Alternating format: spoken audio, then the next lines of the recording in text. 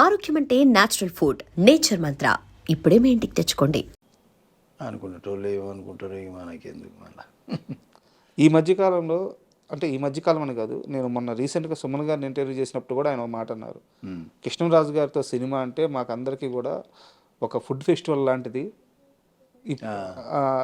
తిన్నాము ఇంక వద్దు అన్నా కానీ ఆయన పెట్టేవారు. సో ఆయన తర్వాత ప్రభాస్ గారు కూడా అలాగే అందరికీ ఫుడ్ పెట్టడంలో ఆయన మించిన వాళ్ళు లేరు అని చెప్పేసి అన్నారు మన సుమన్ గారు కూడా. సో ఈ మధ్య మనం చాలా మంది వింటున్నాం, ప్రభాస్ గారు ఫుడ్ పెడితే అయ్యో బాబాయ్ తినలేక తెచ్చిపోతాం. మొన్న కూడా ఆయన మన మలయాళం హీరో ఆయన కూడా అన్నారు కదా. మీకు అలాంటి ఒక ఎక్స్పీరియన్స్ ఏమైనా ఉందా? నాకు అట్లాంటిది ఏం లేదు. మేము మ్యాక్సిమం చేసింది ఎక్కడబ్బా, వైజాగ్లో ఆ రోడ్ల మీదనే మేము చేసింది. క్యారవాన్, మా క్యారవాన్ మేము రోడ్డు మీదనే ఉండేటోళ్ళము.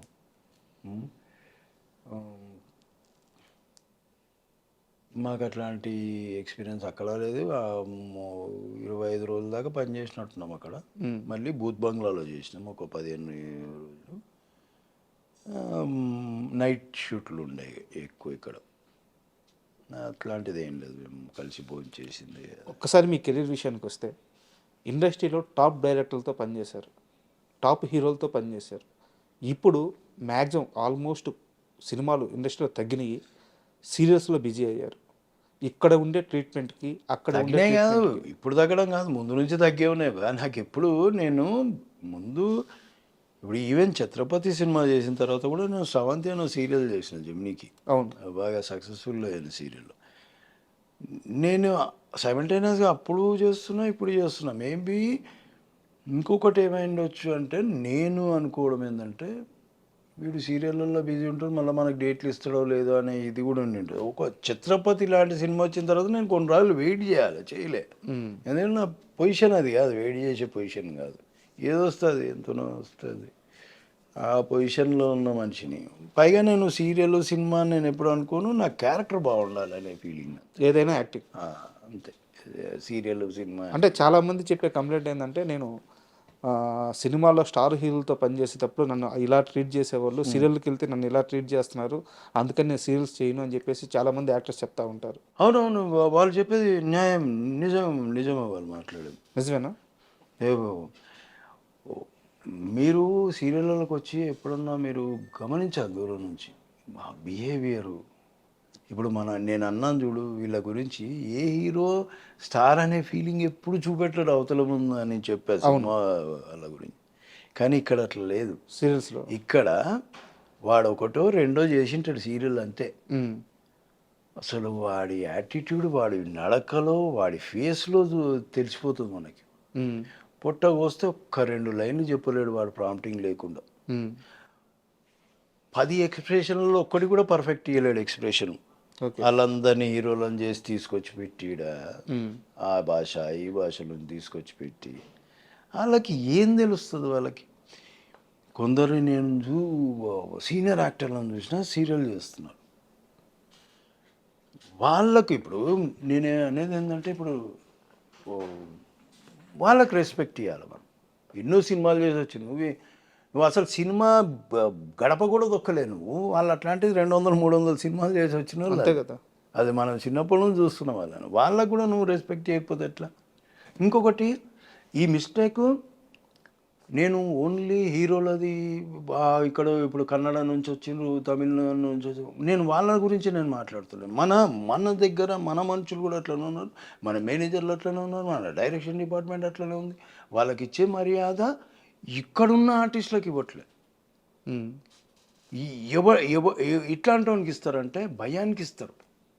వాడు రాగా సార్ చెప్పండి సార్ బోలీ సార్, ఇది ఉంటుంది వాడిని.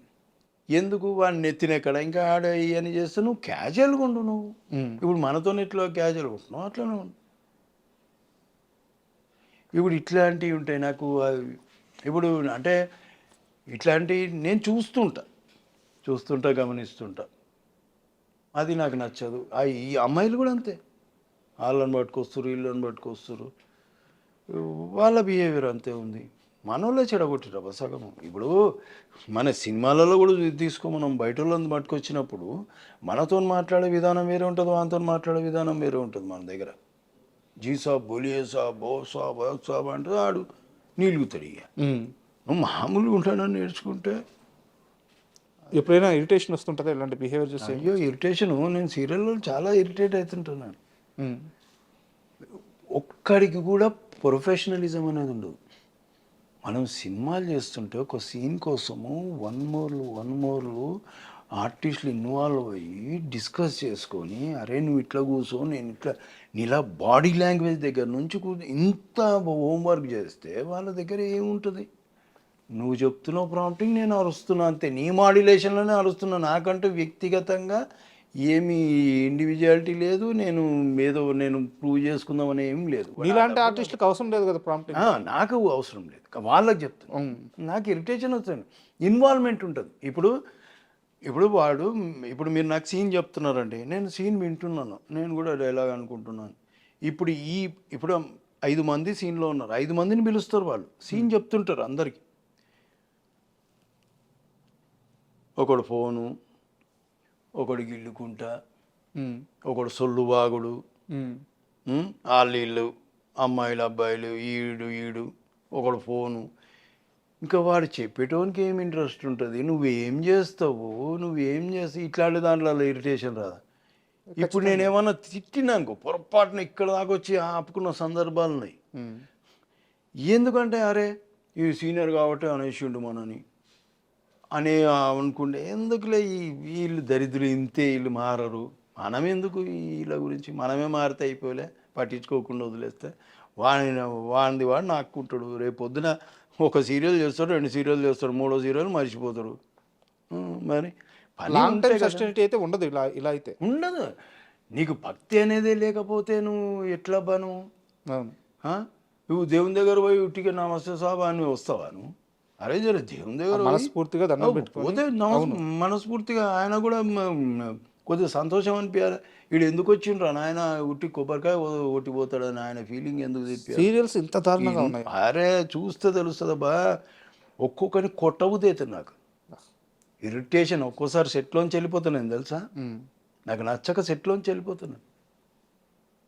ఏం చెప్పను ఎవరికి. పొట్ట కోస్తే ఒక 2 ముక్కలు, ఈవెన్ మన తెలుగు వాళ్ళు కూడా సేమ్ 2 లైన్లు ప్రాంప్టింగ్ లేకుండా చెప్పలేరు. క్యూ డైలాగ్ ప్రాంప్టర్ చెప్పాలండి నాకు, మీకు క్యూ డైలాగ్ కూడా ప్రాంప్టర్ ఎట్లా చెప్పాలి? జస్ట్ 1 వర్డ్ కదా, క్యూ 1 వర్డ్. అవును, అక్కడ నుంచి ఇక్కడ రారా అని, అది కూడా అక్కడ నుంచి ఇక్కడ రారా అని వాడు స్టార్ట్ చేస్తే వీడు స్టార్ట్ చేస్తాడు. ఇంకేం భక్తి ఉంది, ఏం నేర్చుకుంటా అంటే, నీకు పైసలు వచ్చినాయి సార్, నా పైసలు నాకు వస్తున్నాయి, బస్ కథ, నా స్టైల్ నేను కొడుతున్నా, నా మేకప్ నేను మంచిగా కనిపిస్తున్నానా లేదా స్క్రీన్ మీద, నేను మంచి బట్టలు కట్టుకున్నాను లేదు, ఇది తప్ప భక్తి అనేది లేనేలేదు. మనోళ్ళకి లేదు, బయట వాళ్ళకి లేదు. ఇది చాలా భయంకరమైన నిజాలు. సీరియళ్ళల్లో ఉన్న అసంతృప్తి ఏదో ఇట్లాంటి మీరు చూస్తే తెలుస్తుంది. ఇప్పుడు నేను చెప్తే కాదు, చూస్తే మేబీ నాకంటే ఎక్కువ నోటీస్ చేయొచ్చు మీరు. నేను ఒక్కోసారి వేరే పనులు నేను అంత నోటీస్ చేయనేమో అట్లా. అందుకని నేను వీళ్ళతో కూర్చొని వెళ్ళిపోతా, ఉంటే రూమ్లో కూర్చుంటా, లేదంటే పోయి కార్లో కూర్చుంటా. ఇట్లాంటివి ఉన్నాయి. And for more videos, please subscribe to iDream. Please subscribe to iDream. Please subscribe iDream. And please subscribe to iDream. For more videos, subscribe to iDream. please like, share and subscribe to the channel. Congratulations, iDream. Subscribe to iDream. Subscribe to iDream. So subscribe to iDream Media. iDream ki iDream team andarki huge congratulations. Please subscribe iDream Media. Please subscribe to iDream. Subscribe iDream. Please subscribe to iDream. iDream అంటే నా కళల channel subscribe చేసుకున్న నోరు తిరుగుతలేదు, మీరైతే గంట గుర్తు కొట్టండి. For more such videos, please subscribe to iDream. Subscribe to iDream. Please subscribe to iDream. Please subscribe iDream Media. Please do subscribe to iDream. Please subscribe to iDream Media. For best entertainment and information, please subscribe iDream. And don't forget to subscribe to iDream.